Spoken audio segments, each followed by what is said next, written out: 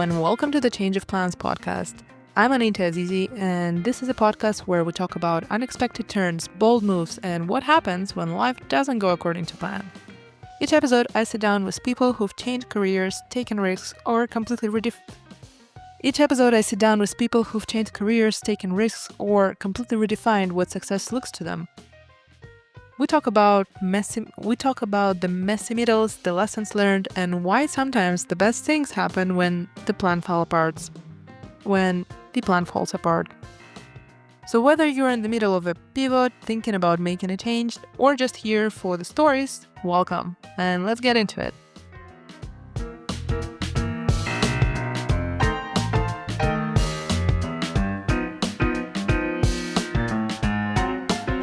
If you haven't listened to part 1 with Anshita Koul, go check it out. We talked about big life changes, moving to Germany, and Anshita's path to a full-time comedy career. Today we're going all in on the world of stand-up comedy. What makes a great set? What are the biggest mistakes beginners make? What's the best and worst of performing in Berlin?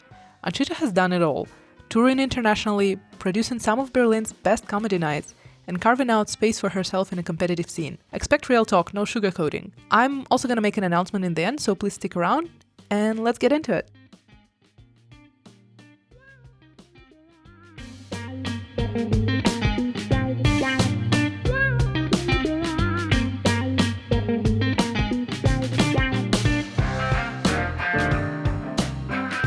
Actually, I wanted to ask you about the comedy community in Berlin generally. Again, I was going a lot to stand-up comedy in 2019-20, a little bit in 21.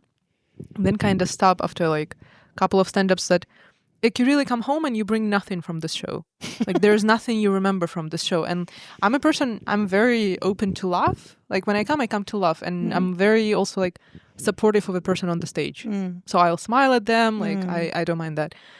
But then I was just like, it's just, you don't feel like you got something out of the show. Yeah. And Comedy Bazaar was actually the first show in a long while when I came. And I went also with 2 friends of mine. And I usually don't bring friends to comedy shows that I pick because I don't want to be responsible for how we have the night. And that was just so great because like the jokes you had, they were very sophisticated is not the word, but layered, interesting. You really wanted to try to guess what's the next. And every comedian, I think 80% of comedians were really great. The other 20 were fine, but I really loved that. But also one of the reasons I never tried stand-up myself, I never even dipped a toe into that before meeting you. It felt so intimidating. Like it didn't feel that people support each other. It didn't feel like people root for each other. I think... Wow. Yeah, it has definitely been a process for me also to understand what kind of comedy I want to do on stage, what kind of comedian I want to be known as. And I have to say that when you start comedy, it is very intimidating. You, especially like any other field, comedy is sexist. It is a male dominated field.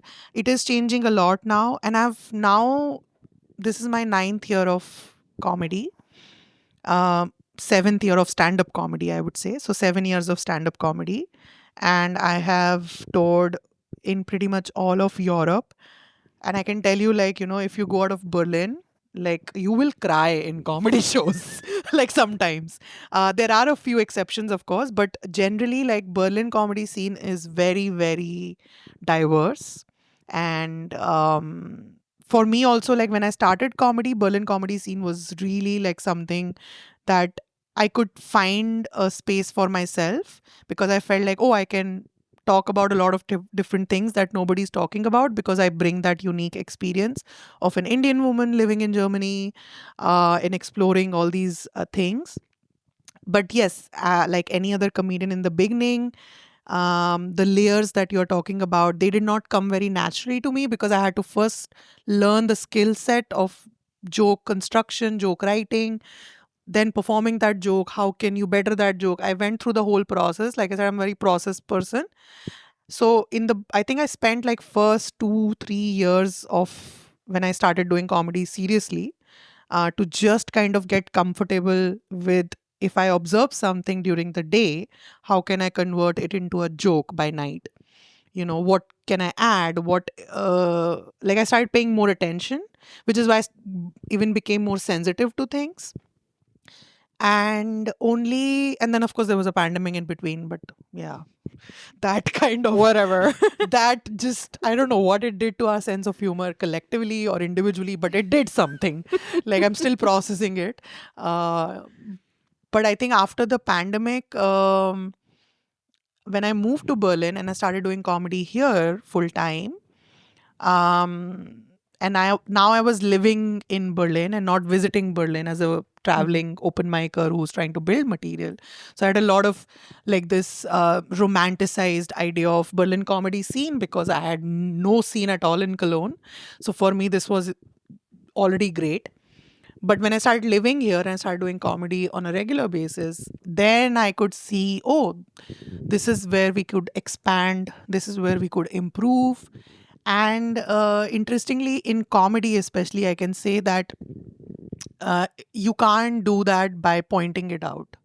You can't say, hey, your lineup is so, let's say, sausage fest happening. Like, it's a white male cis het comedians and then one or two female. Even though in Berlin you won't really see that, but every now and then you would see that. Like, it's mostly men on the lineup. In Berlin, you will often see equal, or there are also, queer representations. But there, every now and then, I very rarely came across shows where there were more women than men, or shows that had more women headliners or queer headliners. So there was like, it felt like, oh, everybody's trying to be inclusive, but not really, You know what? Also, I'm thinking like back when I was going to stand-up shows. Again, yeah, very male dominated. That's why I kind of stopped, because I wasn't resonating with their jokes or Yeah. experiences. And there would be like one or two women in lineup, maybe one, more often than not. And when she comes at stage, it's almost, you feel scared that she's not going to be funny. Like, there's like automatically bias against her that she's not funny. Yeah, there is more than a scare. There is a bias that, oh, it's not a man. What do we do with her? Like, it's kind of like, oh my God, it's not a man. So I experienced that. I felt the pressure. Like, when I did comedy in other places than Berlin, I was usually the only woman on the lineup, or there was one more. There was one show where the other woman got super drunk before her performance and she bombed royally. And then all the men on the lineup looked at me. I was like, what the fuck are you staring at me for? Like, I'm not going to perform for the entire gender now here, But I could feel the pressure on me that if you also bomb, now it's on you. Now everybody already has Women a bias. are banned from comedy forever. Yeah, it felt like, it felt like that everybody already has a bias that women are not funny. And then this woman goes and bombs. And now I'm the only second woman. And I was like, if I also bomb, then everybody will go back home feeling like, yeah, they are right what they say about women being not funny. And it's fucked up. Now, you can say that you can put the onus on those two women, but you can also put the onus on the producer. Why do you only have two women? Maybe have 4 men, 4 women. And then if 2 out of 4 women bomb and 2 out of 4 women bomb, then it's not about you're bombing because of your gender, you're bombing because it was a bad night. But if you only have 2 women on the lineup and 6 men, and then one of the women bombs, like, it's simple math, right? So, because the thing is, the politics of laughter is that laughter can be created in so many ways. Like what you just said, that, you come back home feeling like, I did not get anything from it. There is a very good chance you were dissociated the whole time. And you were only laughing because of peer pressure, or because your neighbor is laughing, or it's a nervous laughter, or if you don't laugh, then you are the problem person here. And I learned this because a lot of times, when I have these arguments with other comedians, they often say that, oh, but the job of a comedian is to make everybody laugh. And I always often argue and say that, no, the job of a comedian is to see who is in the audience. Because when you say everyone and you are making joke about people who are not even in the audience, then you're not talking about everyone. You're talking about who is in that room. And then, of course, there are these what do you guys like? unsaid professional rules of punching up, punching down, side punch. So if it's what I've realized is that your lineup reflects your audience. So if you see a lineup of 4 white men and 2 women on the lineup, where it's irrespective of their race, the audience will be exactly like that. 60-70% will be white men, and then there will be some women. And now, of course, when the white men will come on stage, they will make jokes either based on their experiences or, some opinions, because that's what white men do usually. Like, they have opinions about everything they have not lived or shared or experienced, right? So they will do that, and everybody will laugh because they can relate, right? And then there is this one woman who comes on the stage and talks about an experience which white men are like, we don't know about this. So either there will be pity laughs, or there will be like, oh, okay, like, oh, good for you, darling, like, you're doing comedy and all that shit. So I experienced that, there is the onus is on everybody involved in this ecosystem. Like, audiences need to go out and give themselves, how, like, if you when you drink when you're smelling perfumes in Go smell malls, coffee to you smell better. coffee to, because sometimes your Clean taste the buds are palate. fucked, right? You've heard so many cishet white men do comedy that you expect everybody to do the kind of comedy they are doing, and you have somehow convinced yourself that that is the only right form of stand up, and that's the only correct version of stand up that exists and should exist. And you don't try to change your taste, you don't try to kind of open up your mind to different experiences. And so that's why the audiences need to I mean, yes, if you have a favorite comic, please go support that comic. But if you just want to watch comedy shows, I would say, always try different comedy shows, different formats, go to a different lineup show. Like, there was one time I had this one show and I had like 2 cis women, 2 non-binary people. There was one gay man and there was another cis man on my lineup. But when you see from the poster, it feels like everybody's female presenting, queer. And there was this one comic who told me that, oh, I wanted to ask for a spot, but I thought it's a female only show. So I asked him, like, so would it be so bad if you're on that show? Because he thought that there's only one guy on the lineup who looked like a guy to him, and everybody else is a woman, which is not true. There were 2 non-binary people, and he just assumed that there was only one guy on the lineup, so it's more like a show for women. But the opposite of it is so normal that you have 3 men on the lineup. I have done so many shows like that where I'm the only woman on the lineup and there are 4 5 men, and that nobody has a problem with because that's the norm. So what I observed in the Berlin comedy scene is like everybody was trying or is trying to be intersectional and inclusive, and maybe they are coming from a well-meaning place. But what I have experienced in last 2 years of producing my own shows is that it's so much hard work. I get it why they are failing at it. You know what I mean? So I feel like it you have to also take chances. You like, for example, the closer spot, the headliner spot in comedy, there is a human side to it. Like, the audience, when you say in the audience, oh, now we have time for your headliner, unless that headliner really really bombs, somehow the audience is prepared that this person has more stage time. That means they might be more experienced, that means they know what they're doing, they know their shit. They are already kind of in this mood to root for them and laugh at everything they say. So if you always book women on your lineup and give them the opening spot, which is the hardest of all, or you give them only 5 minutes, you will never know what it can become. Also, I'm terrified you put me second in the show. I saw the line, I'm like, why am I second? But you were on a different kind of show where it's not that. Still. But sometimes there are people who have really good opening energy, because opening act is also, I think opening act is the hardest spot to do, and also the headliner. But if you're booking someone experienced, then you are not really scared because you usually get that. But the point that I'm trying to make is like, laughter can be generated because of so many factors, and not just, good material. The good mic, acoustics, the size of the room, the people in the room, the noise, the restaurant, the bar, there is so much to it.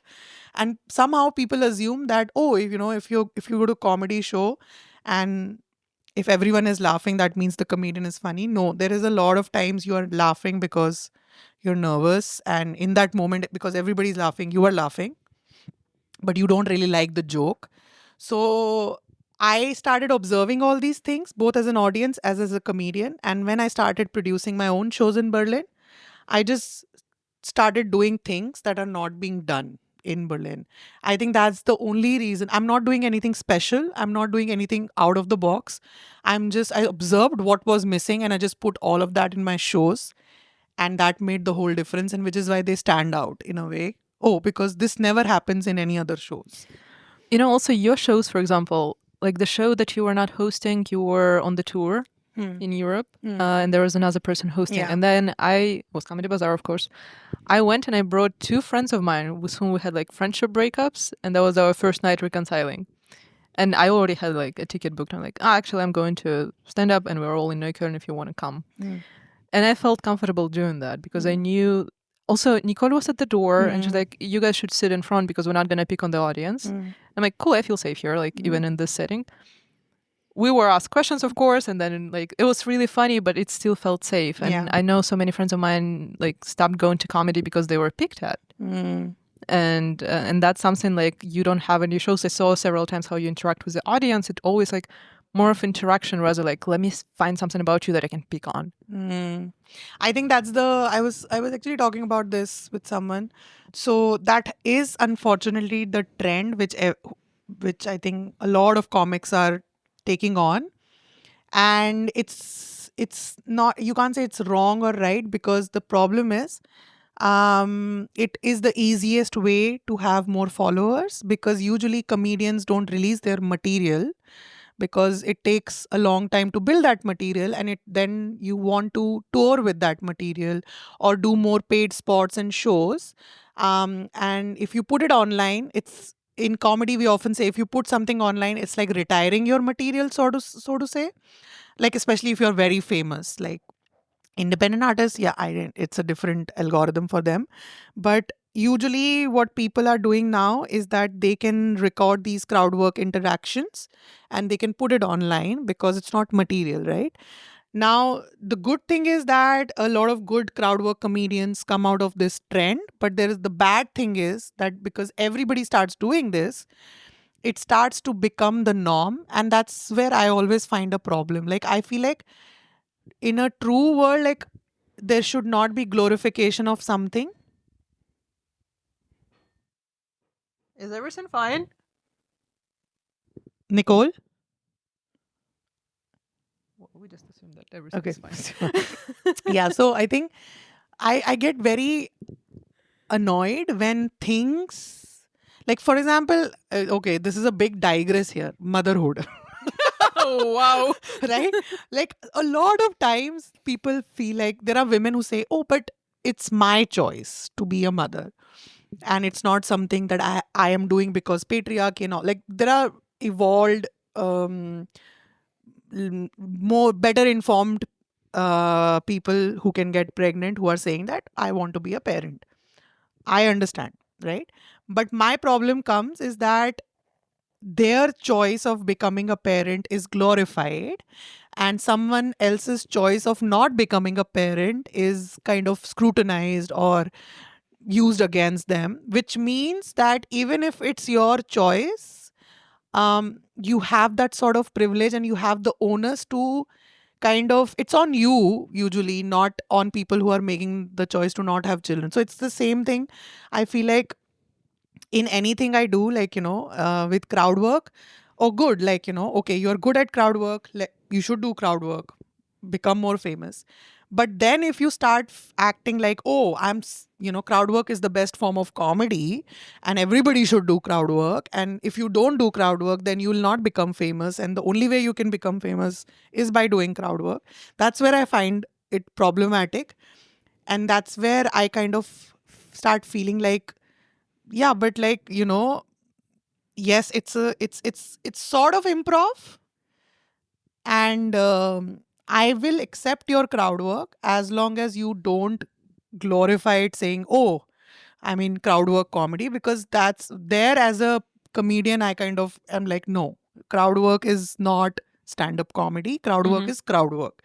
And also, the other side of it is like, I know that people who are really good at crowd work have shows where people love being picked up. Like Yep. they have seats like that, front row roast me seats, like tickets like that. So people pay more money to get picked up. So there are different kinds of people. Some people are like, I don't want to be picked up.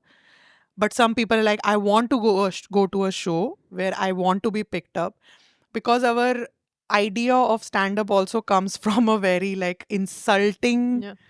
Oh, that's my favorite thing when you said at your workshop. Like, you should be not loathing, like something like degrading and not wholesome.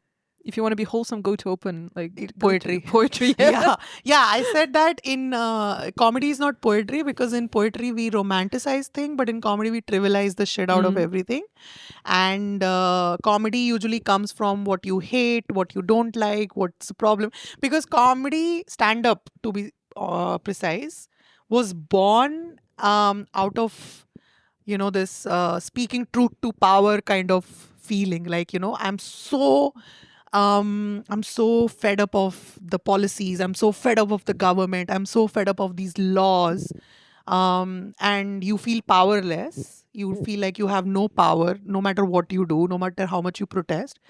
And then in the end, you are left with this sense of humor where you feel a lot of anger, but you can't go out and just destroy things. So you put a mic between you and the audience, and you just kind of channel your anger. And that's how, like, if you even in the West, stand up is from the West, and it was born. The natural form was political satire. Then there was, of course, physical comedy, slapstick, and we realized that, oh, okay, different forms started coming out. So I feel like in comedy, yeah, like it's that's why I said, like, comedians are very sensitive. They have opinions about everything, and they can go on stage and put a mic between the audience and them and talk about really controversial things, but then also kind of quote it by saying, I was just joking. But actually, you're mostly joking about things that are affecting you on some level. You are sensitive about it. And the things are changing now. There are more voices, more experiences that haven't had the stage time or the platform to come out, and that's why a lot of people are having problems. They feel like this is not stand up because there's no insult. What? Like, things like that. And with crowd work, I feel like, yeah, if you are really good at crowd work, do it. But sometimes there are videos that I've seen where I feel like people don't want to talk to the host, or people don't want to engage. And it's also assumed, like, if there might be some people who will just come and sit in the front row because they did not think too much about it. It's a seat in the front row. But the comedians or the host will assume, oh, you sat in the front row, so I'm going to talk to you. 1 second. You have the keys? I don't have the keys, no? Okay. See you later. No, it's fine. This will be edited out unless Anita doesn't want to. See you later. Bye. Wow, I'm feeling so proud of myself that I remembered to take the keys. If he goes out, he just goes out with you. He's not her cat. He's not my cat. Did you not?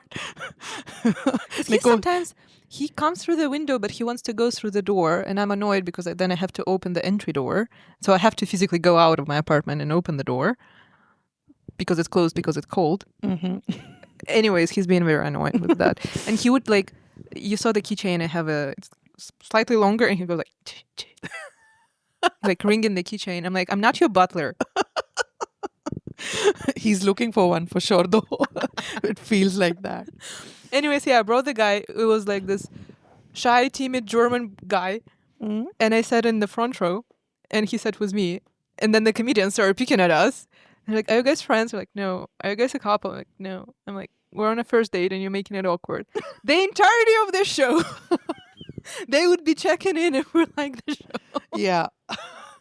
Yeah. I mean, that's why, like, at I my, loved this. It was great for me. He hated it. I mean, to be honest, if you are on a first date, like, you could say that, why would you go to a comedy show on a first date? But I think it's a great way to find out if you want to keep dating that person or Okay, not. my reasoning behind that was because I've been to so many dates before that were, and you just waste your time, and here I was like, if the date's gonna suck, at least I'm At gonna least, have a good fun because the stand-up would not suck, yeah. which that exactly how it turned out in the Yeah. end. So I actually am very much pro that. No, actually, yeah. Even I think like, especially like, if I feel like, yeah, you should, like, if you are dating cis-het men, please bring them to comedy shows, because then you can save so much time, especially to comedy shows where, usually women or queer folks are the host, because you can eat without having that awkward conversation. Hey, are you homophobic? You can just find out if he's homophobic or not, or transphobic or not. But yeah, I think it all depends. Like, at my shows, the whole point of doing my shows was like, I really don't give a shit about the audience, to be honest. Like, crowd work wise, I give a shit about their feedback to my jokes. But I think I have enough material. I really hope that I will never run out of material where I have to switch to small talk. I mean, I told you, like, I hate small talk, so why would I do small talk? Unless, for example, I do want to make sure that the people are feeling ready for the acts as a host. People know what to do, what not to do, because it's still Germany, and sometimes you have to, like, inform people that, laugh, or, don't get up during the acts, or don't talk to each other. If you don't understand something, you can discuss this in the break. So sometimes the job of like, there are two schools of thought. As a host, you could do your material, try to be the funniest in the room, and then your acts can do whatever the fuck they want. The other thought is that you can, of course, be hilarious, be funny, but also be a host, do your duties, and make sure that the audience feels safe, because you can't control the acts after a certain point. Like, they will come and do their material. I'm not going to tell them, don't do this, don't do that. I just lead by example, because they see what kind of material I am doing. And there's a lot of, my material is like, my brand of comedy is anti-patriarchy. And they know that I will not tolerate sexism, misogyny, even when there is no joke, right? You tell me a joke, make me laugh. Tell me a sexist joke and make me laugh. I'll forgive you, like, you, because you made me laugh. There's a transaction, right? Okay, you made fun at my expense, but I'm laughing. So, okay, fine. It's fine. It's a joke. But if you're just going to be an asshole, if you're just going to be sexist, misogynist on stage, and there's no punchline, then I'm going to come after you. So I think I have, by example, created a space where people who do my shows, sometimes they might do problematic stuff in other shows, but when they come to do my shows, I think that's a small victory or win I consider in the Berlin comedy scene. Is like, anytime someone comes and does my show, they keep their unfunny, problematic material at home, and they also feel encouraged to try things, because I feel like now it's very easy to do insult comedy. I grew up in India. I can insult everyone on cue. You tell me, I'll insult you right now. Like, but No, thank you. exactly. So sometimes I get very irritated when, the audience or people try to glorify this. Oh, being an edgelord or being edgy means being mean and being sarcastic all the time, and being like, making, like, insulting the audience. I'm like, why don't you have any experiences in life? Like, you can talk about, like, fucking go get a bread, go out, like, go in the sun, like, experience something as comedians, and then come and talk about that. Just having a edgy opinion on something that you have not even experienced, and that is also fine, but that becoming the norm is where it riles me up. Like, why is it the norm? Like, it can be just one form of comedy, let it not become the norm. And so sometimes that becomes very tough, because you're trying to basically create a wholesome, and like how I told you, like, comedy comes from very, like, dark places, negative places, or things you hate, things that bother you. but there is still a way to like create an environment where people feel safe to talk about their most I don't know, like embarrassing things without having to insult anyone else. But sometimes most comedians, they will not go to therapy, they will not process their own feelings in real time. I remember there was a show, I think it was Moni Zhang, and it was like a child from Wuhan special or something, or just, no, mental health something show. And she goes like, oh, who's here been to therapy? And none of comedians raise their hands. Or like, who's here depressed? And every comedian raised their hands. I mean, I hate that. It's true. It's a stereotype, but it's true as fuck. Like most comedians are some sort of damaged. Like I feel like it is our way of coping with things. But I hate it when, and I have done that too in the beginning of my career, where I'm projecting it on the audiences. Like, I went through trauma. I am using my sense of humor to cope through it. I wrote jokes for you. Why are you not laughing? Like, feeling a little bit of entitlement that, oh, I'm better than you because you are also depressed. I'm also depressed, but at least I'm funny.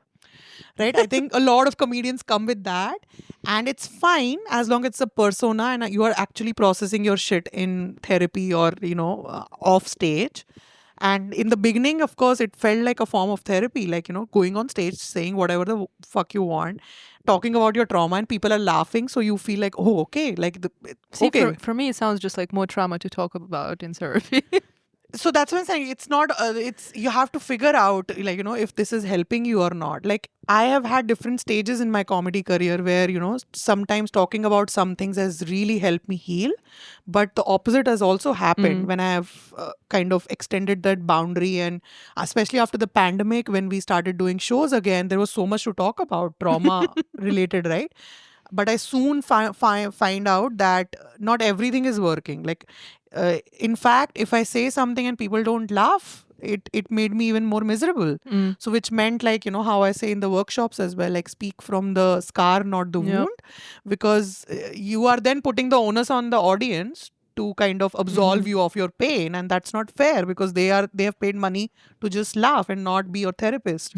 So I started realizing that when I started having more stage time. So when you are starting out, you don't think about all these things. Your only concern is, I need tight 5 minutes that makes everybody laugh, and you want to do everything to build a material that is good, that works in every room, that has a lot of your own personality and voice in it, and you're talking about something that matters to you.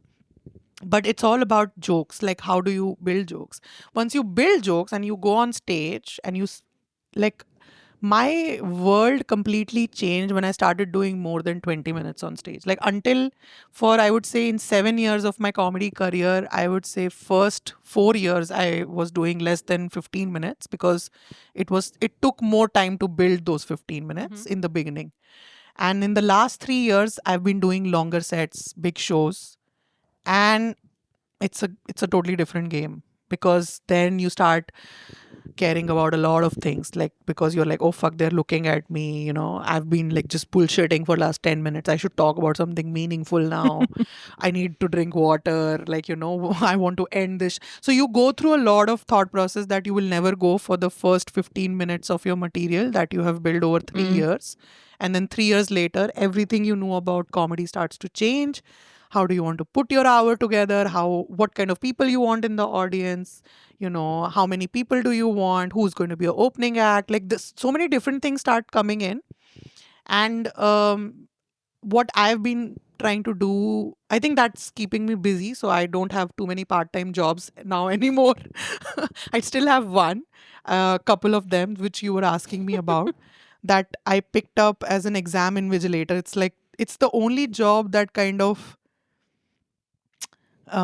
makes my engineering degree I have not burned my engineering degree certificate because I have that job because of my whatever technical skill set. It's a computer based remote job where basically I just moderate exam sessions that people just take these exams online. I'm just there staring at them, making sure they don't cheat. Nobody cheats. These are adults, but still to kind of maintain a decorum and do all the admin stuff. And if there is a technical issues, then I can solve them also. And it's in English. So I started doing that in Cologne. It was a physical, I had to go to test center, but then after pandemic, everything got remote. And I don't need that job, but I still keep doing like 1 or 2 sessions, like get request, can you do like a session? And I can do it from my home. And it's just like a backup thing where I feel like in case there's another pandemic, because I think there is going to be another pandemic. Mm-hmm. So, I'm not in that position where I was in 2020, because I was, like I said, into 2019, I dived all ships in comedy. And 1 year I did not do anything, just on borrowed money from friends, just doing spots, going to different places in Europe, building my material. And after a year, and then I toured in India also. I went back and toured in India. After a year, 2019, I was very convinced that I want to be a full-time comedian. It was I was feeling it in my bones that I'm going to be a comedian, and then pandemic happened and everything shut down. So it really broke me, because I was like, fuck, like I had not saved anything. I have so much of debt. How do I do it? Now I'm ready. I'm ready to do longer shows. I like how you refer to it as a backup career. Could have happened. Let's talk about the workshop.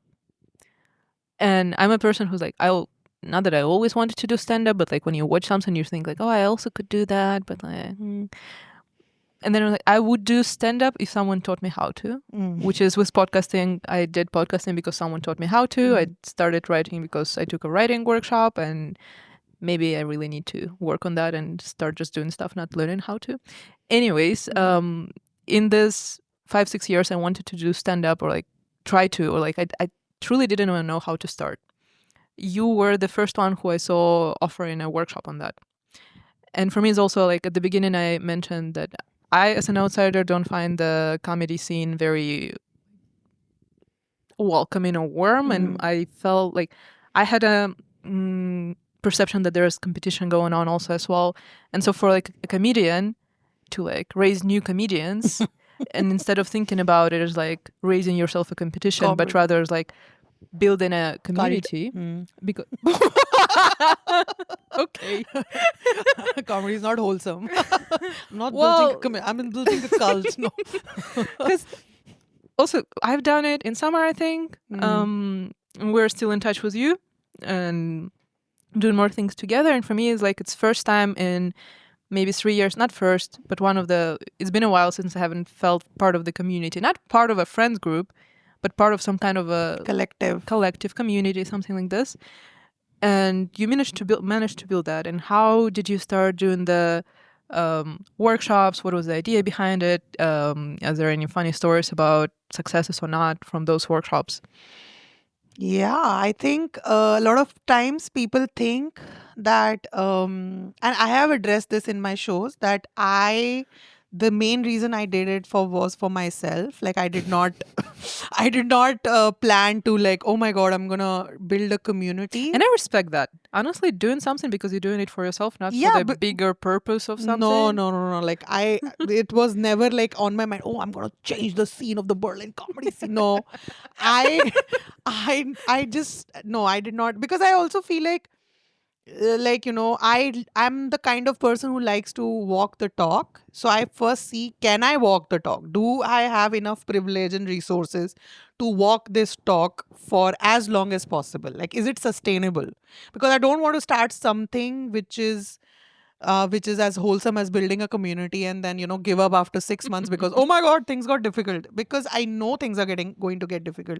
So I wanted to start this first thinking what it's going to bring to me as a comedian. The number one reason I started producing my own shows was to become a good host, because I was not confident in hosting in English. Hosting in Hindi comes very naturally to me, and I miss that. And I can be that comedian who does crowd work without insulting the crowd, because I can have like a very fun, punch up, wholesome banter with someone in the audience without them feeling that, oh, what happened. And usually, like with time, I also now ask for consent. Like, if you don't want to talk to me, I also don't want to talk to you, right? Let's move on. Like, why waste time? So I wanted to get better at, like, if I am talking to someone, what they say, what come back. And I think I wanted to practice that more. And you can only do that when you're hosting your own shows. You can't do it when you have stage time, right? You don't want to waste your stage time doing crowd work unless it's someone is heckling you and all of that. So that was my number one reason. And then also with word on the street, because the word on the street, the limitation is that I wanted the lineup to always be BIPOC queer. That's when I started facing this issue that there are like 4 BIPOC queer people in Berlin I find funny, including me. And I was like, we 4 people can't keep doing this monthly show again. It's going to be boring because again, as comedians, it takes time to build material. So you will be repeating a lot of material. The only thing that makes sense is to rotate the comedians, but you need enough comedians. So immediately when I started hosting my own shows, in after I think in the Comedy Bazaar show, it's not a problem because there are so many comedians in Berlin. So you can I'm performing the 16th edition of it now, and I would say 90% of the time it has been a new lineup. So there are so many comedians. Imagine that. So and then, but for word on the street, I ran into this ad hoc issue that there are not enough BIPOC queer comedians. So I felt very guilty of calling it a BIPOC queer night and just then having someone who's like, not BIPOC queer. So I changed the name to word on the street. And then I realized, oh, this is a problem. There are not enough BIPOC queer people doing comedy in Berlin. And then I started investigating why is that. And a couple of reasons was like, oh, they don't feel safe. A lot of trans people don't feel safe. A lot of people don't get paid. There's a lot of insult shit happening, a lot of punching down that happens at the cost of marginalized communities and people. And I had witnessed that also when I started doing comedy. I have performed in so many shitty rooms. What I realized is that, to build a roster of comedians who are BIPOC queer, who or identify with that term, and I can book them for my show. So there's no, there's very few people. So that's the problem. So I identified the problem, but I did not want to be the part of the problem. I wanted to be the part of the solution. The solution is teach them, how to be funny, because as a person who comes from India and the kind of upbringing I've had, the kind of culture I've had, I know there are so many things I can joke about. And I found that very common with most people from the global south. So I realized that there is definitely not going to be a dearth of material. There's going to be a lot of material for everybody. So I don't have to really they will, because, and it is true. And then every time I socialized, I went to parties, saw any BIPOC queer person making jokes in a party, I would just slip in my business card. I was like, hey, you, come to my cult. Right? I'll teach you how to be funny. And then to create that, to incentivize that, I started creating this space where I started having free seats, solly seats for BIPOC, cutie BIPOC people who cannot afford to, but always wanted to try stand up. And to my pleasant surprise, so many people signed up. Like, every the first workshop I did with Les Migras, I was very surprised that, so many people came in, and I was like, oh, people want this. Now, as a comedian who's trying to make a living out of comedy, this was another source of income for me as well. So I realized, oh, I can create some income from me, and I can create a class of 10 people where 7 people are paid and 3 are solely seats only for cutie BIPOC people. And these seats get filled first, always, every workshop. And then I can train them, and then I can book them for my show, right? So not only they learn stand up, but they also have this incentive that if they perform at my word on the street show, they'll get money, right? So then they start paying attention. Yeah, the 30 euros I earned at the Yes. word on the street, I was more happy than my like 500 euro raise at my job. Yeah, that was your first paid gig after your first open mic. Like, it took me 4.5 years to get my first paid spot. Like, so the thing is, like, when I went through that, I felt very shitty because I still felt like, oh, I'm still putting in so much time and effort. okay, I'm not asking you to pay me a lot, but I always felt like I should get something. Like, at least I can make like maybe travel or food out of it. Like, so I always told myself whenever I have my own shows, I'll make sure that everybody's time is compensated. If not a lot, but something like, they need to know that it's valuable, like what they're doing. So I just implemented that.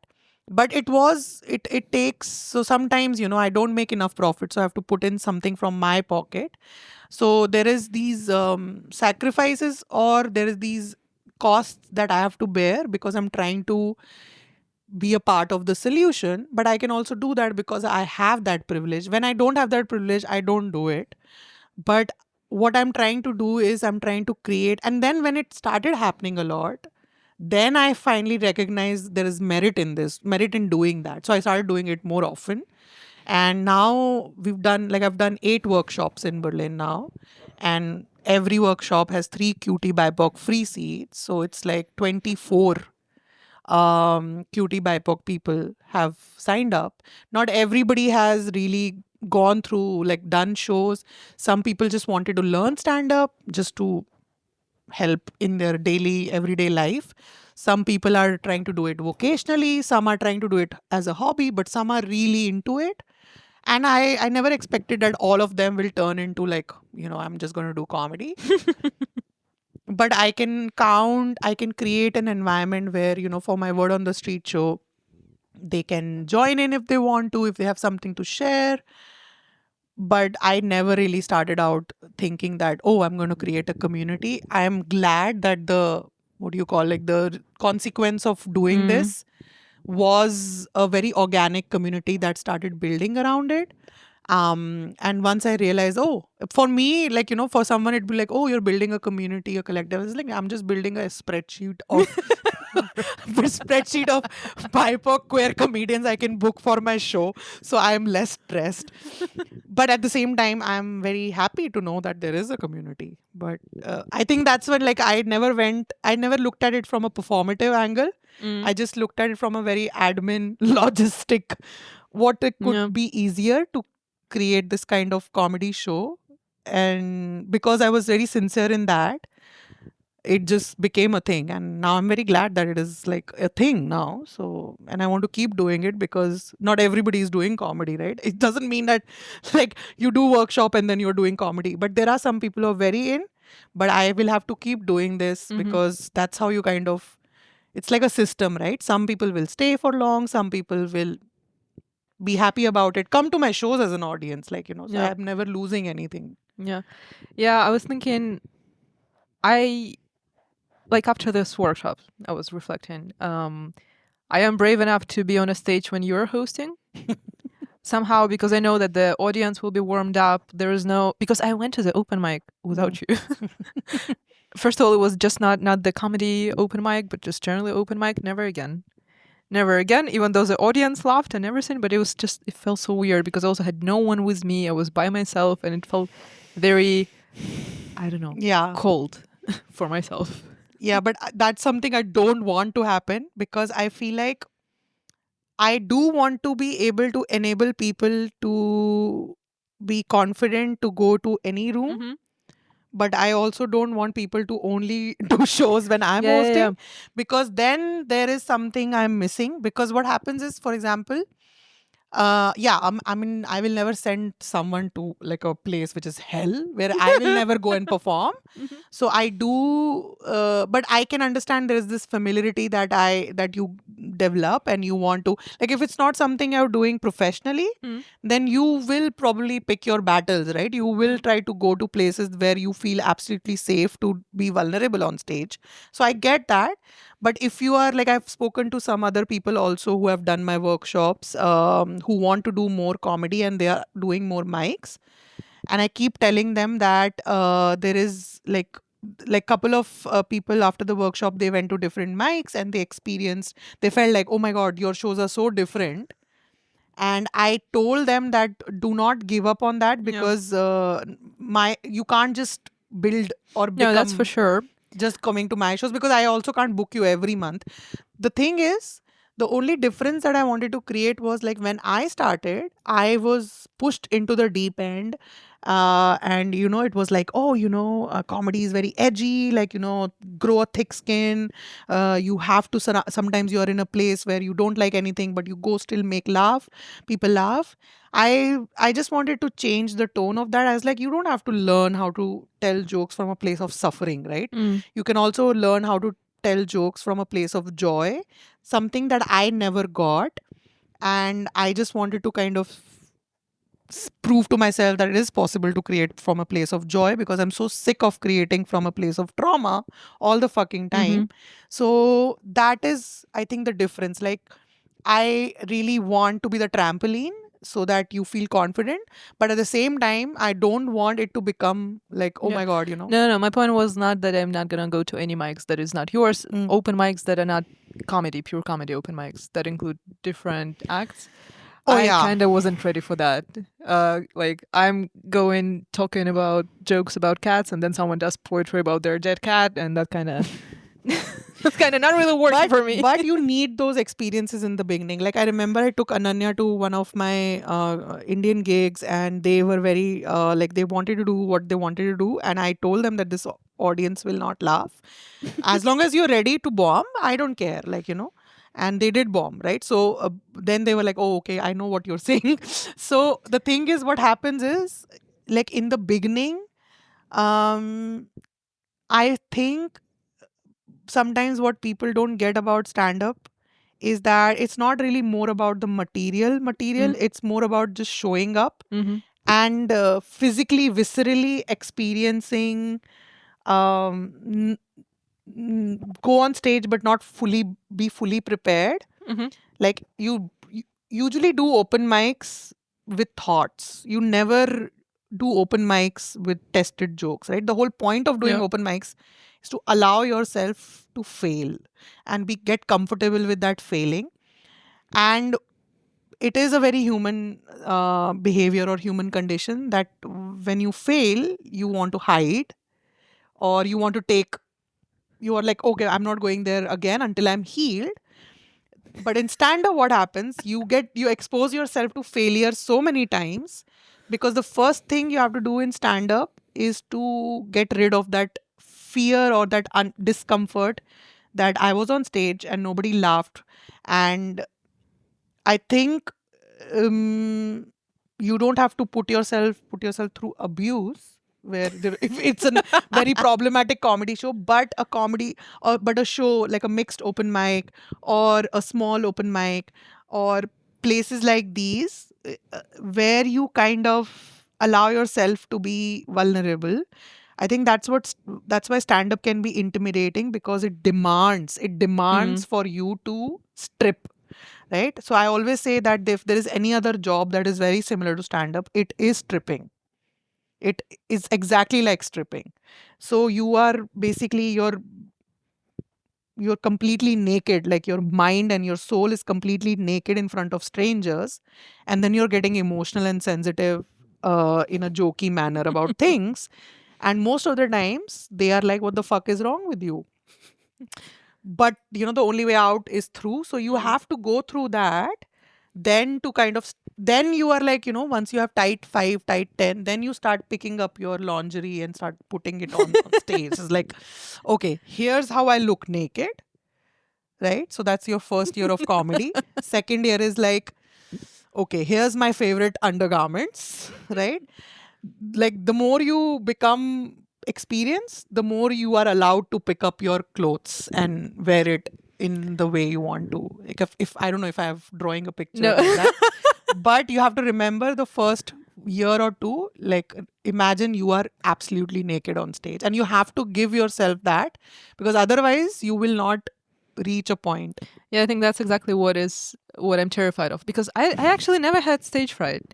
But then after a couple of shows, like both shows, I got off the stage and I was like, and everybody laughed, and it was good. Like, it was good, how you say that, set or whatever. Like, everybody laughed, it was nice. Everybody came up to me, like a lot of people came up to me afterwards, but I was like, oh my God, this was horrible. I never want to do it again. after it being good. I think if it's going to be bad, which I've never been bad on stage, not even just in comedy, but generally in public speaking and like pitching, I have to talk a lot. I was never bad. I always, like, even if I'm just winging it, even if I'm unprepared, always good. I think if I'm going to be bad, watch me being bad on Wednesday. Yes. It's going to destroy me. I'm going to block you. I'm going to quit all the chats. I'm going to move to another apartment. But yeah, I get that now. I never got this, right? Because I also never had stage fright. Then I went on stage and did shit. Most people start doing stand-up is because if they do, their first open mic goes really well. And it always does by design. Very rare cases, the first open mic is bad, like if it's not hosted well and everything. But first open mic, if you say on stage, it's my first open mic, it goes, I can tell you, like 9 out of 10 times, it will go really well.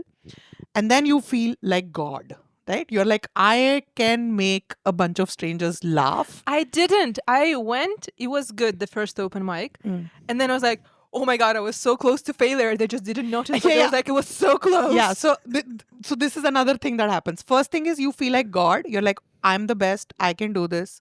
And you jump in again. With me, my first open mic, I killed it. I was the only woman on the lineup in India. 12 other guys. It was a competition. I won it for the first time.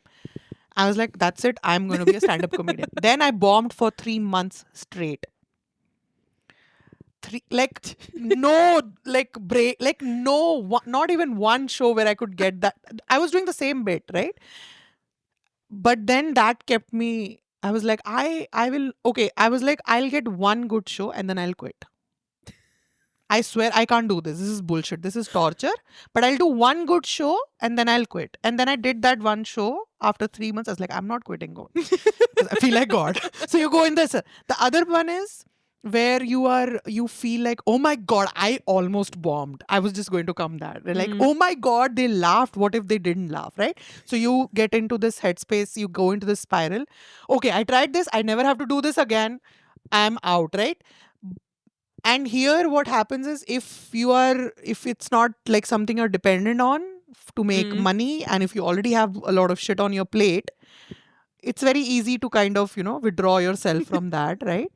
But yeah, I think if you want to, the goal is to build a material, you don't have to do a mic every day. Like the good thing is in Berlin, there is a mic every fucking day, right? There are multiple mics every day.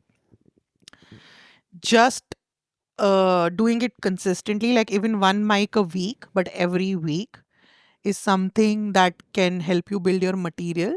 And if you feel like you're funny, if you feel like you have shit to say, then I think it's a very good platform to kind of, vent yourself, or I think it increases the quality of your life if you can develop a sense of humor around things that you're going through. But it's not like, you don't really have to do it. If it's like making you anxious and stressful and you're not able to sleep, then please don't do it. Like, Before Water on the Street, I texted you, right? I had a dream about this show like 3 nights in a row. Yeah, for the 4th December, like I'm talking like 5 of you together. Like, everybody's like, I was like, Anam, you, like everybody's like, okay. Anam's first set, and I can feel it. It's exciting also. Like I like that, people are putting in efforts, and I'm very excited to see what comes next. And I'm sure this, especially if it's the first open mic for a lot of people, it's gonna go so great for them, and they might want to do more. And then they will bomb, and that's when I come in. Like every time someone bombs, like, do not give up, this is a part of the job. I want you to bomb, I want you to put yourself through that, because once you get over that, then there's nothing else, right? You either bomb or you go and you get some laughs. I mean, what's the worst gonna happen? I'm banned from comedy shows in Berlin forever. Yeah, so I think, I will feel like I get it now why people get intimidated. I never felt it before, but I also understand that, like, if fear is something that's stopping you, it should not be, because it's such a part of the job. Like that's the only thing you have to first overcome, like the fear of failing. And I think that makes or breaks a stand-up comedian's career. That fear, like, but and it's the there's nothing to lose. Mhm. You're still better than anybody in sitting in the audience because you are taking the guts to go on stage. So there is nothing to lose. So the fear of losing is an illusion that is created because making people laugh is a tough job. Making people cry is easier, right? Making people laugh Yeah. is hard. So that is the intimidation. So you go on stage thinking, oh, if I don't make them laugh, then. But then there are ways to kind of present yourself. Like sometimes people will go and be like, oh, I'm a stand-up comedian. No, you are not. You've done one open mic. You should not call yourself comedian. Like you should What only is this gatekeeping? no, but like just say, oh, I'm funny, but don't say I'm a comedian. Because then the psych is that the audience is expecting you to be From the audience, I thought generally in no, no, life. no, no. I'm saying like Mhm. sometimes the host will be like even for me, even now, the host will be like, oh my god, this woman is so fucking funny. I'm like, Yeah, upping today I'm the going to try stakes. something new. Don't say it. So usually also in comedy, often when you are introducing, like we often say, just call me on stage. If I do well, then I will compliment myself. Don't worry. I will say, hey, I've been doing comedy this. I have my own shows, this. So in comedy, we often say, don't build up, right? Yeah. Don't build up the hype. So also when you are new and you feel like you probably will fail or you probably have this fear that you're going to bomb, I always tell people to address it. Go on stage and say, this is only my third Yeah. mic. Yeah. Rather than being like, oh, I wanted to be a comedian. Like nobody's a comedian. Like until probably I would say like you have bombed for Yeah, 30 I had minutes on this stage. in the open mic because I was second to last, right? And it was already the whole day of workshop and then open mic and it was quite late. And I was generally so tired and everybody was so good. And the material that they presented, it was not the material that they wrote. Like it was much different than like the last we checked. Yeah. In 2 hours somehow they had like new material and I didn't know that's what people doing. I thought we're just chilling. And I was like, I came up on the stage like, I just don't want to be here. And I was like, I'm just gonna tell them that I don't want to be here. And somehow like people were taking it as jokes, which is fine. Yeah, it's building resilience. I think in comedy is like, so you first what you want to do is you want to go on stage and you have to find out if you can stand on stage while people are looking at you. I think that this is your first year. Second year, you go on stage, you can make them laugh. I think going like when I like first mic I did, I was like, oh my god, I can make people laugh. But then when I bombed, I was like, fuck, make people laugh. Like, I don't care if they like, if like I'm like, I just need to go and remember everything I have to say because Yep. sometimes people will not prepare. I do it now because now I'm so used to and I have all this material. But now slowly, like, I'm trying to get back into that open mic scene where I actually write down, and I did a couple of open mics recently where I just went with new stuff.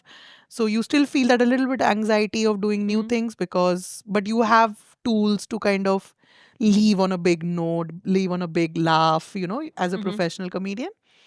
But yeah, like it's really about learning how to be on stage, how to present yourself, finding the style that you have rather than doing something that you probably have seen a lot of other people doing, not knowing what's your own style. I think the first year is just basic building a muscle, like the thick skin, the muscle of just doing that. And then you start caring about the quality, the style, or what kind of topics I want to joke about. First year is just building resilience and muscle.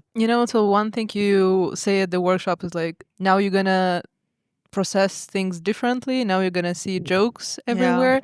And something, I don't know, maybe like the next level that happened to me. So I had a very difficult month. Like about the situation in the apartment I live in, and like the one I joked about. It was not a joke. It was all real, and I have to deal with the situation. So I had to go to the police. It happened in this apartment? Oh yeah. I mean, it's still happening. I still have to deal with this. Oh my God. So I went to the police in person. I had to go to lawyers like 2-3 times. I like all this legal stuff, all happening in German. And like this experience of going to police precinct where they act as if I came to their house, as if I'm not paying taxes here. Like that I owe them something. Right. And it was just scary. Like generally scary, and like you have to do it in German, which like I speak fluently, but it's still like very intimidating. You speak fluent German? Oh yeah. Wow. Thank you. And I was You should do German comedy never. then. There's more money in there. There. I am trying to like convert one of my routines into German so I can just get their fucking money because there's so much money in German comedy. Yeah, sorry, continue. Yeah. And I was sitting there. I was so mad. I was like, I'm just gonna sit down and write about it. I'm just gonna sit down and roast you in my stand up. Like next time I go on the stage, I'm gonna just talk about you. Or like now when something happens at work, I'm like, Yeah, at least I'm gonna make a material out of it. yes, that's a great approach. And the thing is, like, I would say, don't prepare. Just go to open mics and just talk about it. Yeah. Another thing that happened, I'm generally snappy. Like when someone gets at me, I can snap quite like fast. So I do have to hold my tongue sometimes in like situations where it's work or like when you're in, I don't know, in migration office or things like that. After your workshop, it like punchlines started forming faster and like crispier. And I have to like shut my mouth with my hand in some situations. So those were like side effects that I did not expect, but it was really kind of really cool. Yeah, that's I mean, yeah, that's like the what do you call occupational hazard. Like it's kind of like, yeah, you become an observer, like you start observing things and you put a little, it's like you're amusing no one but your own self, because sometimes you have to, You're good. okay, sometimes you have to bite your own words in situations, you have to be polite, you can't say what you really want to say. And if you are someone who finds themselves in a situation like this more often than not, then that means you have to access the stage. Because one, if you're saying that these snaps that you snap and these comebacks come to you naturally, and now with the workshop it's better, but you can't really say them out loud. So that's where it belongs, right? You come to the stages like, this happened, but I couldn't say this, so I'm going to say it here. Like, this is what I would have said if I didn't have generational wealth. Like, if I had someone to pay my rent, I would have said this. So that's how you kind of, you twist the words a little. It's like, the only reason I'm saying this is because I couldn't say it. So you can always be that person. And I have met so many comics, open micers, who usually who have their day job and they experience a lot of things, but they get frustrated about it because they can't do anything for so many reasons, and then they come to shows and talk about their experiences. And as long as you're talking about your own experience, it will always kind of engage the audience here, especially in Berlin. I would say, again, like I said, we are still developing that muscle for comedy as an audience also. Like we're still becoming a comedy audience.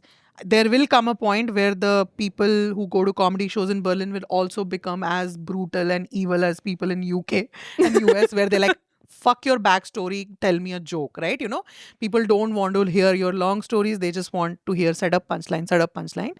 And I am not a big fan of that. Like I'm a storyteller comedian, so I love when someone speaks about their personal experiences, because that takes more guts. I feel like that's, I think, the edgiest thing you can do in comedy, where you can risk going to jail sometimes, and punch up, like speak truth to power, anti-establishment, personal storytelling, being so fucking vulnerable and naked. I think that's really edgy and dark in my opinion. Everything else is just opinionated things.